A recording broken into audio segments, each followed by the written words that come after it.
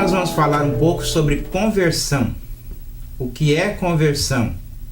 E quais são as facetas dessa experiência que a gente tem na vida cristã? Então, Kodato, o que você está achando do tema de hoje? Muito bom. As pessoas em geral confundem um pouco, né, a conversão como sendo será que é um processo ou será que é uma ação? Né? As pessoas até usam um ato. Às vezes até elas dizem, né, a frase, eu me converti num dia X. Uhum. Então elas têm uma data de conversão.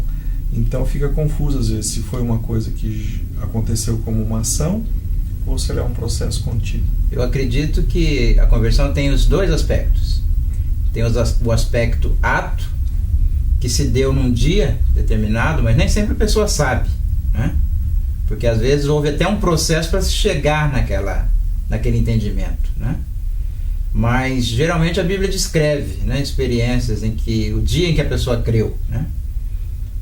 Por exemplo, Lídia, né, estava lá na beira do rio, o apóstolo Paulo compartilhou o evangelho com ela e a palavra de Deus diz que o Senhor abriu o coração de Lídia para entender a mensagem, né, aquilo que Paulo dizia.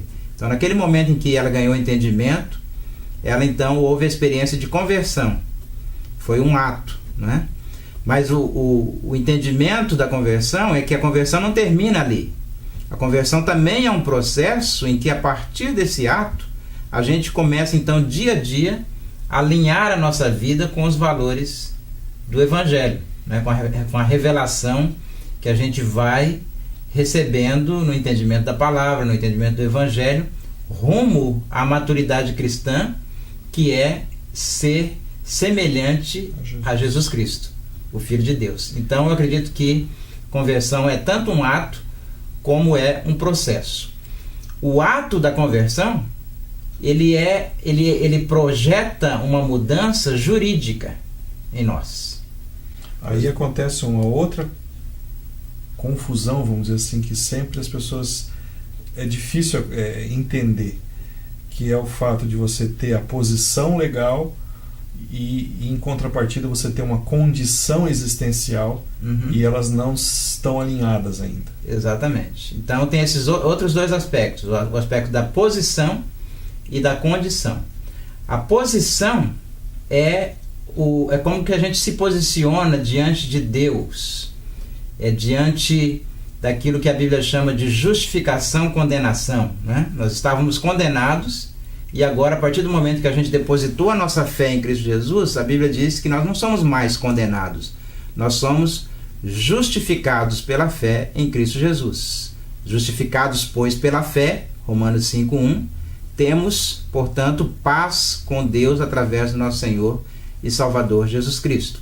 Esse aspecto da justificação, que na Bíblia é oposto da condenação, né? Tanto é que em Romanos 8 a Bíblia diz: é Deus quem nos justifica, quem nos condenará, né? Uhum. São duas palavras antônimas, né? Uhum. A palavra justificação e a palavra condenação. O que muda nisso é a nossa posição jurídica diante de Deus, diante da lei que nos condenava, né? Por exemplo, o exemplo que você sempre dá é o exemplo da cidadania, né? Exato. Recentemente, como imigrantes. Recentemente a Sandra, né, minha esposa, ela adquiriu a cidadania espanhola, né? Ela teve todo um processo para chegar, né, à apresentação de documentos, documento do avô, né, que era cidadão espanhol e que nasceu, né, na Espanha e que se mudou para o Brasil, e uma série de documentos que ela teve que produzir para adquirir então a nacionalidade espanhola. E teve um dia em que o consulado espanhol mandou uma carta para ela dizendo: você é uma cidadã espanhola. Naquele dia houve um ato em que mudou a posição dela diante do governo espanhol. Agora ela não precisa mais ter medo de ir para a Espanha e ser deportada de lá, né? De ir para a Espanha e não conseguir entrar, né? Ela tem todos os direitos legais que um cidadão espanhol tem, porque ela é uma cidadã espanhola.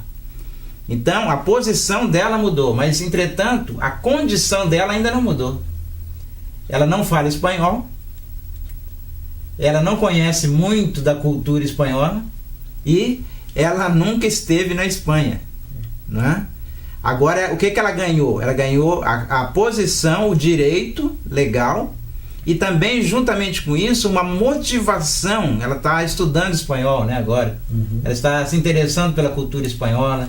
Ela quer fazer qualquer dia um prato espanhol, né, com uma culinária espanhola. Por quê? Porque agora ela tem a posição, então agora a condição dela precisa mudar gradativamente. É isso que as pessoas precisam talvez trazer para a vida cristã, né? Que é exatamente não ter essa dicotomia entre você ter a posição que foi dada, que é graça, que é dom de Deus, de você ser realmente um cidadão do reino de Deus, mas a nossa condição ainda é uma condição de pecador. Exato. E a gente tem que caminhar para deixar essa condição de pecador para trás e atingir a condição de ser realmente um cidadão do reino de Deus. Exato. É por isso que muitas pessoas, não entendendo esse conceito de posição-condição, elas pensam que existe uma contradição na Bíblia, quando a Bíblia diz, por exemplo, que não há um justo nenhum sequer.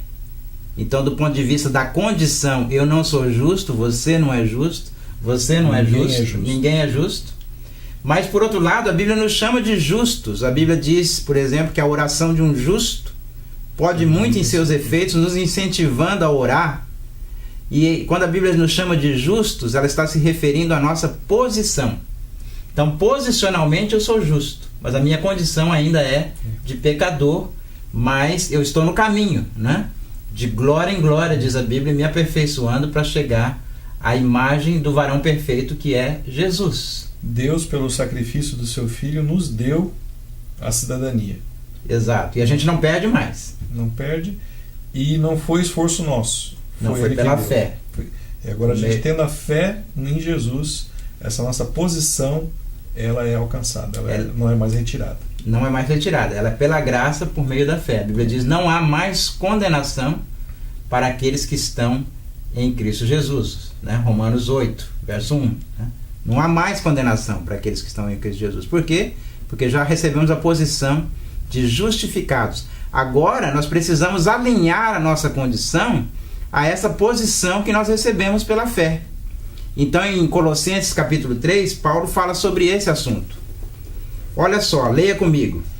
Colossenses 3:1, ele diz, portanto, já que vocês ressuscitaram com Cristo, posição, procurem as coisas que são do alto, posição, onde Cristo está assentado à direita de Deus. Mantenham o pensamento nas coisas do alto, posição, e não nas coisas terrenas, condição. Pois vocês morreram, posição, e agora a sua vida está escondida com Cristo em Deus, posição. E no verso 4 ele fala sobre um dia de glória, em que a nossa posição e a nossa condição serão idênticas. Não haverá mais dicotomia, não haverá mais ruptura, não haverá mais disparidade entre uma coisa e outra. Verso 4 ele diz, quando Cristo, que é a sua vida, for manifestado, então o quê? Você também serão manifestados com Ele em glória. Exato. Quando? Quando Cristo for manifestado, a nossa posição e a nossa condição vai se igualar. Mas enquanto isso, enquanto Cristo não é manifestado, enquanto Cristo não vem, a gente deve viver a vida cristã em coerência com aquilo que nós somos, com aquela posição que nós já adquirimos. Verso 5.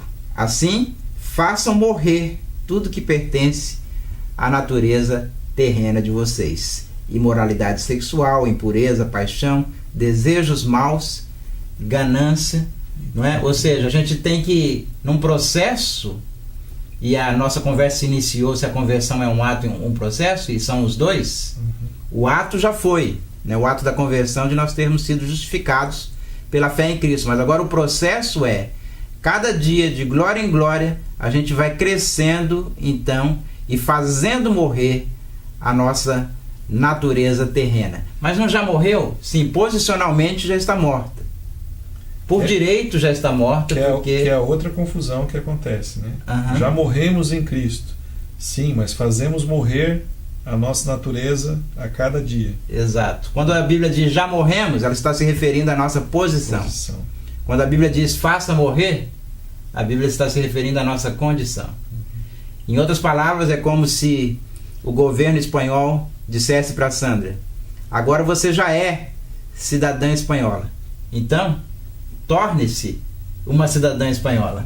Não há contradição, há apenas um complemento quando a gente entende esses dois conceitos, posição e condição. São ambos os conceitos parte da conversão em Cristo Jesus. Esse é o Evangelho puro e simples, e minha oração é que Deus abençoe você.